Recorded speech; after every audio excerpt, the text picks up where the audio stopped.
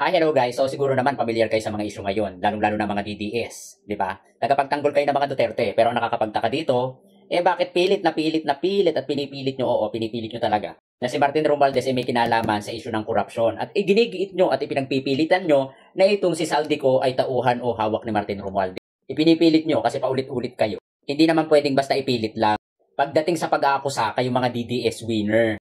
Pero pagdating sa latagan ng ebidensya, kanya-kanyang takbo, kanya-kanyang talo na, iwas-iwas. Hindi naman pwedeng ganon. Kailangan kayo yung nag-aakusa, nasa inyo yung burden of proof. At huwag niyong ipilit na idama yung mga taong wala naman talagang kinalaman. Huwag niyong idikit si Martin Romualdez kay Saldico dahil mas close pa siya sa mga Duterte kaysa kay Speaker Martin Romualdez. Pero ang nakakapagtaka dito, bakit pinipilit ninyo na talagang ito'y idawit? Ano yung dahilan? Actually, kung iisipin natin at gagamitin natin ang ating kaisipan, ang inyong mga discussion argumento is hindi na against corruption.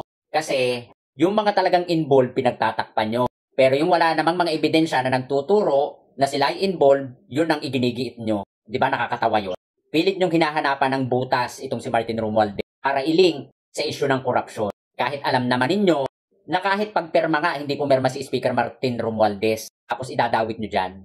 Hindi pwedeng basta mo lang sila ituturo. Hindi lang pwedeng basta mo sila ikukuda o iyayaw-yaw. Maglatag kayo ng patunay. Hindi nyo din ba napapansin na sa kahahanap nyo ng butas kay Martin Romualdez, ikinakapahamak ninyo? Well, for me, buhay nyo naman yan. Dahil kung susundin natin ang batas dito sa ating bansa, nabibigyang importansya lang yung iyong akusasyon kung may sense o may bigat yung iyong mga akusasyon. O sabihin na nating ebidensya. Hindi puro paratang. Yes. Hindi ganon. Kaya huwag kayong ano dyan. Ngayon, dapat hanapan ninyo ng butas, mag-imbestiga kayo, humanap kayo ng ebidensya na talagang ito si speaker ay talagang involved sa issue ng korupsyon. Hindi yung puro kayo yaw. Kung yung iniyayaw ninyo ay pinaghahanap ninyo ng matibay na ebidensya para talaga dito kay Martin Romualdez at kung may mahanap kayo na ebidensya o may makita kayo na mali o involvement sa issue ng korupsyon, file a case. Hindi naman yung yaw ng yaw. Hindi naman to showdown ng akusahan eh. Lagi nyo tatandaan, kayo ang nag-akusa, nasa inyo yung ebidensya. Dapat may hawak kayong ebidensya.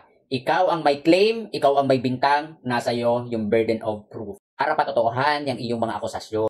Para hindi kayo magmukhang sinungaling, oo, ganun yun.